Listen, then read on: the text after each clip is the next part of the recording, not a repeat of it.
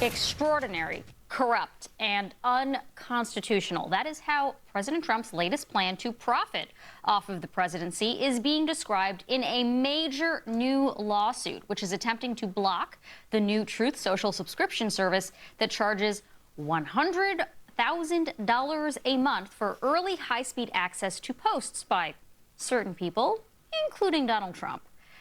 Truth Social is owned by Trump Media, which Donald Trump is the majority stakeholder of. His posts often include things about national security, stocks, markets, companies, and while they may not be entirely accurate, they do move markets. The suit, filed today by Intercept Media and the Freedom of the Press organization, goes on to say, quote, "The president stands to gain financially by giving market-moving government information to those who are willing and able to pay his personal company," unquote.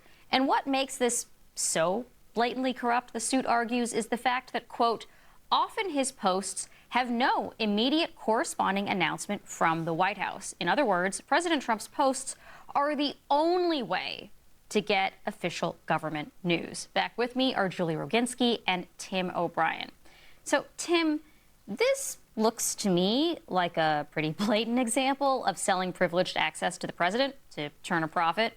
Some of what Trump tweets, bleats, whatever verb you're supposed to use, moves markets. And if you are a Wall Street firm, do you basically have to buy a subscription to remain competitive?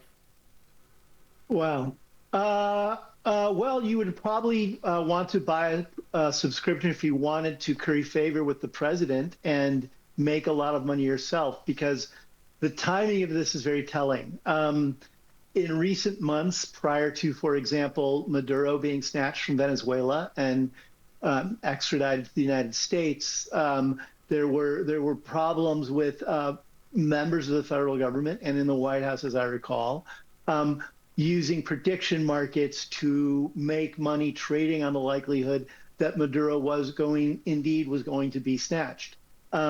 It's come up around tariffs. It's come up around the oil market and the Iran war. All of those things preceded the rollout of this Truth Social effort.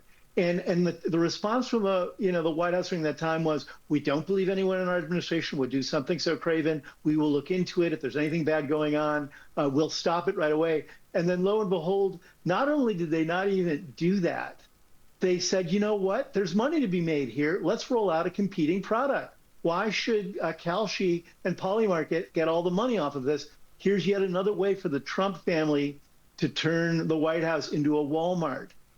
This is the same president, mind you, who campaigned in 2016 on the idea that he would drain the swamp because Washington was so riddled with financial conflicts of interest. And all he's gone on to do is fill the swamp with bigger alligators, including himself and his sons and members of his administration. Wall Streeters know what this looks like. It's insider trading. And there are laws on the books that in advance of corporate deals like mergers and acquisitions, it is a crime to trade in financial markets ahead of those moments, because you make a lot of money simply because you have privileged access to inside information. It's reputationally damaging, it's illegal, and it cheats other investors who are trying to play by the rules. And here you have a president who is now incented to make sure whatever he posts on Truth Social is actionable for people to make sure they're getting what they paid for. And it's coming at the expense of the public good. It's coming at the expense of transparency around policy making and actions emanating from the White House. It's obscene and it should be illegal. But as we know, this president and this presidency isn't being held accountable in that way. Julie, in your Salty Politics newsletter, you also dug into some potential corruption issues related to Todd Blanche, the new AG. There is one particular example of corruption that you wrote about. You wrote, quote, "Months after entering government in 2025, Blanche made a major cryptocurrency enforcement decision while he still owned substantial crypto assets, setting up a glaring conflict of interest. When he did ultimately divest, he gifted up to hundreds of thousands of dollars in crypto assets to his children and grandchild." Blanche has since refused to answer questions from senators about this apparent conflict. So maybe this is rhetorical at this point, but how can we expect him to be in charge of enforcing the law and holding lawbreakers accountable and making sure the rest of us abide by the law if he has this apparent conflict of interest? I mean, it's not an apparent conflict of interest. He claims that he got a waiver in order to put out a memorandum on crypto while still owning crypto stock, or crypto assets, I should say. When he was asked to show that waiver, he said, no, it's confidential, not going to show it. Sorry, like, didn't we pay for that waiver? I mean, it's taxpayer-funded waiver, right, that he would have gotten from taxpayer-funded ethics office. He refuses to show it, and it's not just that.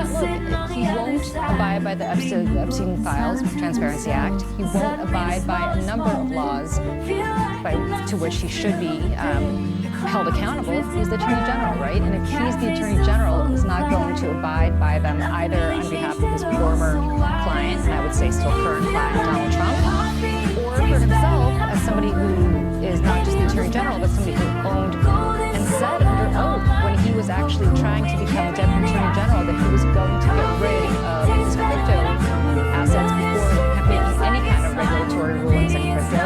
Lied about that under oath, refused to show the waiver that he claims he got, also under oath. Look, at which point do we say who is in charge of actually abiding by the law? Because you and I both know full well that if the Epstein Transparency Act applied to any one of us, or any federal law applied to any one of us, Todd Blanche would be the first to indict us, and he didn't abide by it. He's not indicting himself, certainly. He's certainly not indicting anybody who's not abiding by the law that he should be abiding with respect to the Epstein files. And so every time I see anybody say, well, how can Donald Trump get away with this, or this is just unconscionable, this is illegal, and who's going to do it?